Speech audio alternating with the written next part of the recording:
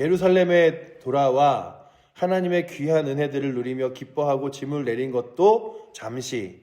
그리고 나서 이제 이곳의 실정을 살펴보자 이들이 놀랄 수밖에 없었습니다. 에스라가 정말 이럴 수가 있을까라고 하면서 마음이 찢어지는 일이 있었는데, 사람들이 자기들 앞에 돌아오면서 무슨 얘기를 하냐 하면, 이 주변에 있는 이방의 많은 민족들이 이스라엘 백성들과 함께 어울려 살기 시작하면서 이들이 그냥 어울려 산 것이 아니라, 함께 산 것이 아니라 이들의 영향을 많이 받아서 이제는 아내로 삼고 며느리로 삼고 그런 일들이 일어나서 서로 이제 막 다 뒤섞여 살지, 유대인들이 유대인의 고유한 하나님의 백성임을 지키며 하나님 말씀을 지키며 살아가지 않았던 것을 봅니다. 그러니 오늘도 이 말씀을 보시면 이스라엘 백성들이 다시금 무너져 내린 것이 50여 년밖에 안 돼서 철저하게 가슴 아프게 무너져 내렸죠. 그러니 에스라가 출발할 때만 해도 아주 장밋빛 꿈을 가지고 출발했을 거예요. 야, 하나님께서 우리로 하여금 다시금 예배하게 하시는구나. 우리로 하여금 다시 한번 하나님 앞에 영광 돌리게 하시는구나.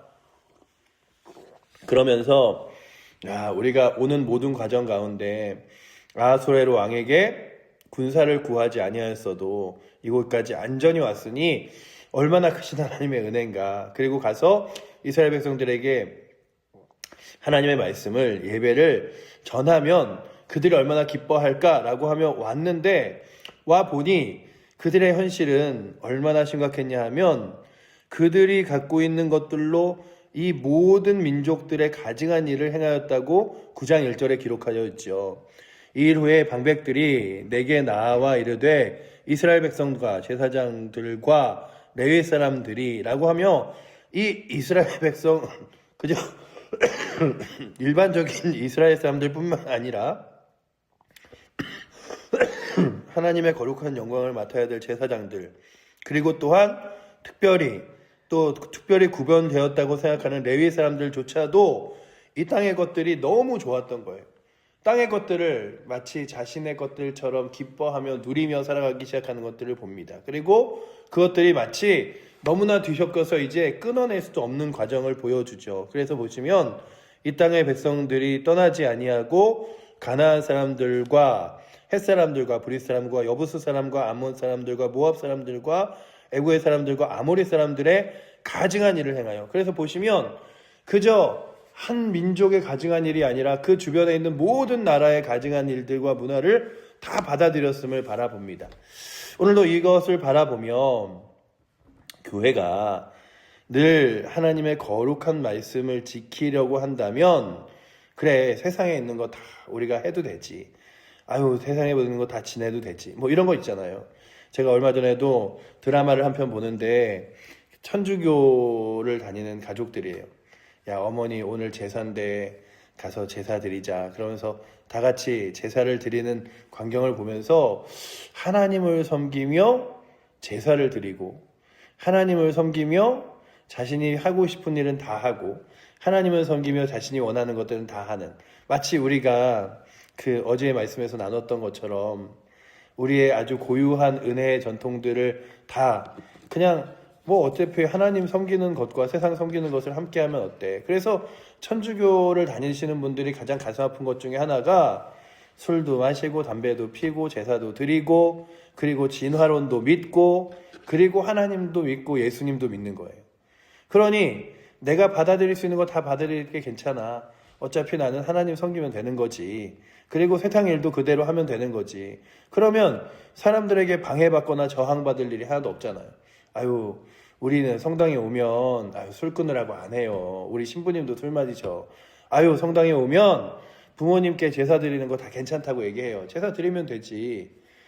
종교라는 게 무슨 그저 이렇게 예수님만 믿는다고 구원받는 게 아니라 모든 사람들이 마음이 평안한 거라 예수님 믿어도 되고 부처님 믿어도 되고 그냥 그렇게 하면 되죠. 이러는 거죠. 원불교처럼. 그러나 오늘도 우리가 하나님의 말씀을 봅니다. 왜냐하면 하나님의 말씀은 그저 이 땅 가운데 여러 종교 중에 하나가 아니라 유일한 진리이고 살아계신 하나님의 말씀이며 유일한 구원의 길이기 때문이죠. 그런데 이스라엘 백성들이 유일하신 하나님의 말씀, 그래서 살아계신 하나님이 유일하게 계시다는 사실을 믿으면서도 그러잖아요. 엘리야가 하나님께 기도하며 바알과 아세라 신들을 섬기는 일과 싸울 때에 하나님, 저들이 마치 나무를 섬기며 돌을 섬기며 아무것도 없는 이에게 기도할 때 하나님이 유일한 하나님이심을, 살아계심을 그들에게 보여주시옵소서 말하며 불러서 응답하시죠. 그런데 그랬던 이스라엘 백성들의 과거와 상관없이 다시금 이들이 성전을 짓고 기뻐하는 것도 얼마 되지 않아. 그저 채 50년? 그 정도 돼서 그들이 마치 삶에 완전히 그 죄악된 것들이 동화되어 있었음을 발견합니다. 그래서 보시면 2절 말씀 우리 같이 한번 읽어보도록 하겠습니다. 9장 2절입니다. 그들의 딸을 맞이하여 아내와 며느리로 삼아 거룩한 자손이 그 지방 사람들과 서로 섞이게 하는데 방백들과 구관들이 이 죄에 더욱 으뜸이 되었다 하는지라. 아멘. 그러니 본을 보여야 될 지도자들이 훨씬 더 그렇게 죄악 가운데 서 있었음을 보라보며 이 오늘 말씀의 에스라가 어땠냐 하면, 야, 나는 왕에게 있는 그 모든 신뢰와 신임을 포기하고 그리고 또한 평안한 삶을 포기하고 하나님 거룩한 말씀을 전하겠다고 이곳에 왔는데 이들은 마치 세상 것들을 자신이 마치 누리고 그러고 갔듯이 이렇게 평안히 지내다니라는 마음에 너무 답답했어요. 그래서 그가 택한 것이 무엇이냐 하면 오늘 9장의 이 전체 9장의 1절부터 15절까지의 말씀은 에스라의 회개 기도입니다. 근데 이 회개 기도의 장면들을 우리가 3일을 걸쳐 볼 텐데 그가 그렇게 가슴 아픈 나머지 하나님 앞에 무릎 꿇기 시작했어요. 하나님, 현실이 이렇습니다. 상황이 이렇습니다. 근데 잘 보시면 에스라가 아유 내가 괜히 왔어. 아유 내가 할 수 있는 거 아무것도 없어. 하며 포기한 게 아니라 기도하기 시작했습니다. 그렇다면 오늘도 우리가 때로는 야 믿음으로 내가 열심히 지내봐야지. 그래 다시 한번 하나님 예배 드려봐야지. 그래 하나님께 소망이 있을 거야 라고 하는데 사람들을 보니 교회를 보니 상황을 보니 참 누가 하나 하나님에게 열심인 사람 없는 것 같고 믿음으로 살아가는 사람 없는 것 같고 기도가 아니라 자꾸만 세상 붙들고 살아가는 것 같은 암담함과 답답함이 보일 때 그냥 모든 것을 내려놓는 것이 아니라 하나님 앞에 다시 한번 철저하게 무릎 꿇을 수 있는 은혜가 우리 가운데 있기를 축원합니다. 앞이 암담하여 보이십니까? 상황이 어려워 보이십니까? 답이 보이질 않으십니까? 그때 우리가 할 수 있는 가장 큰 은혜와 시작은 기도인 줄 믿습니다.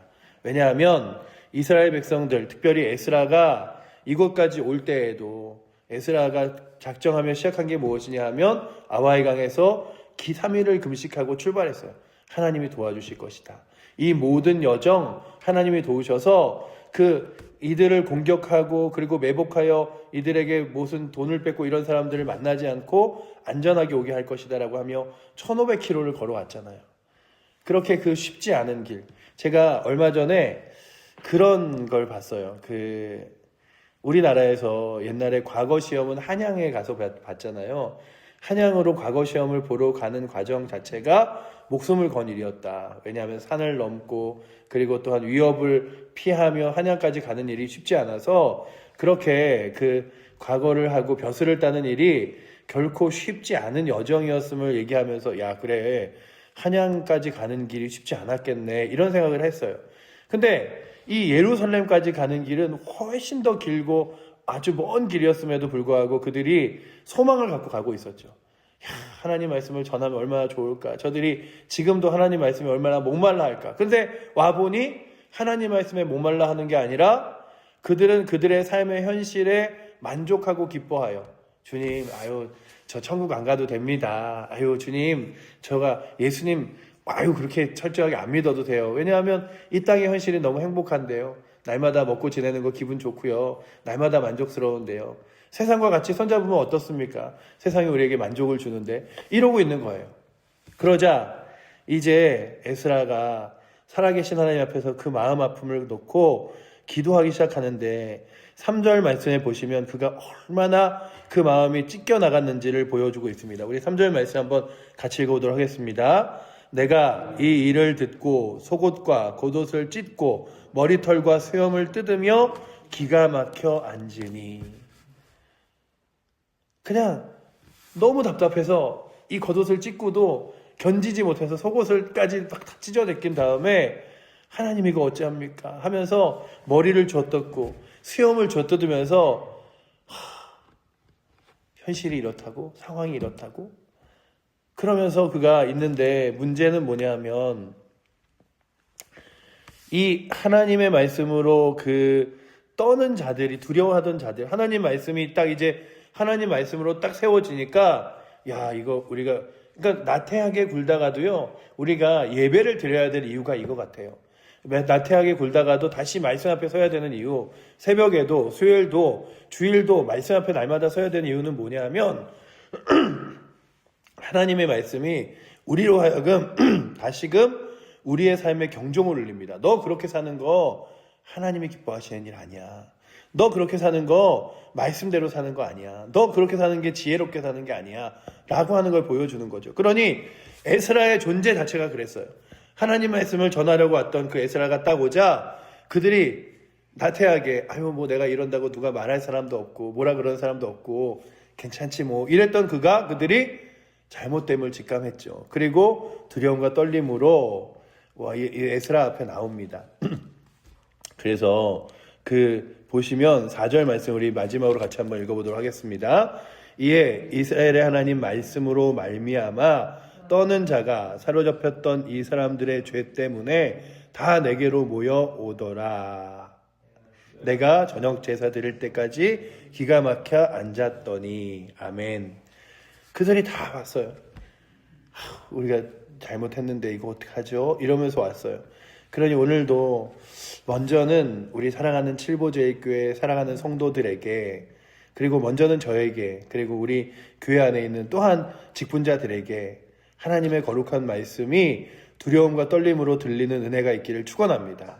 하나님 말씀을 들을 때마다 그냥 매주 듣는 이야기가 아니라 하나님의 준엄하고 무서운 음성으로, 그래서 하나님의 경고하심과 하나님의 심판과 그리고 하나님의 사랑이 같이 느껴져서 그 마음의 큰 울림과 두려움으로 주 앞에 나아갈 수 있는 은혜가 있기를 축원합니다. 주님, 우리로 하여금 하나님 말씀이 읽어질 때에 그저 소설책 한 장 읽는 것처럼 읽는 것이 아니라 하나님 말씀이 우리의 심령과 심장을 떨리게 하시고, 또한 그 말씀으로 인하여 내가 죄 때문에 내가 잘못했음을, 내가 하나님 앞에 올바로 서지 못하고 있음을 깨닫게 하여 주시옵소서. 그래서 죄 때문에 그들이 다 에스라에게 모였어요. 모여서 이거 어떻게 합니까? 우리가 이랬습니다. 이러면서 서 있는 거죠. 그리고 저녁에 예배 드릴 때까지 엘리야가 기가 막혀 앉아 있었다고 그래요. 오늘 말씀에 보시면요, 3절과 4절에 이 기가 막혔다는 표현이 2번이나 있죠. 3절 마지막 절에도 기가 막혀 앉으니, 그리고 4절 마지막에도 저녁 제사 드릴 때까지 기가 막혀 앉았더니. 정말 현실은 기가 막히고 어찌할지를 모르는 현실이었으나 그가 근심 중에 무엇을 하기 시작했냐 하면 하나님께 기도하기 시작했습니다. 그냥 우리가 좋은 말로 교회 안에서 여러분들 기도해야 됩니다, 말씀 앞에 서야 됩니다, 예배 드려야 됩니다 라고 하는 게 아니라, 기도할 때 하나님과 대면하게 되고요, 말씀 들을 때요, 내 삶을 날마다 점검하게 됩니다. 우리는요, 날마다의 삶 가운데 내가 똑바로 걸어가고 있는 것처럼 보이나 우리 주변에 많은 세상이 우리에게 영향을 줘요. 계속 영향을 줘요. 그래서 자꾸만 우리도 모르게 옆길로 방향을 틀어서 걸어갑니다. 그럴 때에 우리의 방향을 하나님 앞에, 길과 진리와 생명 되신 예수 그리스도 앞에 우리를 방향으로 세우시는 것이 무엇이냐 하면 하나님의 말씀인 줄 믿습니다. 그렇다면 하나님의 거룩한 말씀으로 우리 사랑하는 칠보제일교회가 다시금 세워지게 하여 주시옵소서. 말씀을 들을 때에 귀로 들리지 않고 심장으로 들려서 그 말씀이 정말로 죄임을 깨닫는 하나님의 은혜가 있게 하여 주시옵소서. 그리고 또한 아버지, 그 말씀이 다시금 기도로 뒤돌아오고 그리고 또한 예배로 회복되는 은혜가 있어서 하나님 거룩한 말씀이 있게 해달라고. 그래서 보시면요, 그렇게 마음 아파하던 에스라가 아유 난 다 필요 없다 이제 그냥 안 할랜다 이게 아니라 제 예배 드릴 때에 그가 하나님 앞에서 손을 들고 기도하는 장면이 이제 내일부터 나옵니다. 그러니 오늘도 여러분들과 저에게 다시금 하나님, 현실이 암담하고 상황이 아버지 하나님 내 눈앞에서 온전하고 제대로 보여지지 않는다 할지라도 하나님 살아계심을 믿으며 기도와 말씀 앞에 서게 하여 주시고, 상황으로 넘어지지 않고 하나님 말씀 앞에 다시금 무릎 꿇는 은혜가 우리 가운데 있게 해달라고 구하는 은혜가 오늘도 이 암담한 현실을 맞이하는 이스라엘 백성들 앞에 있는 에스라처럼 우리에게도 있기를 축원합니다. 기도하겠습니다.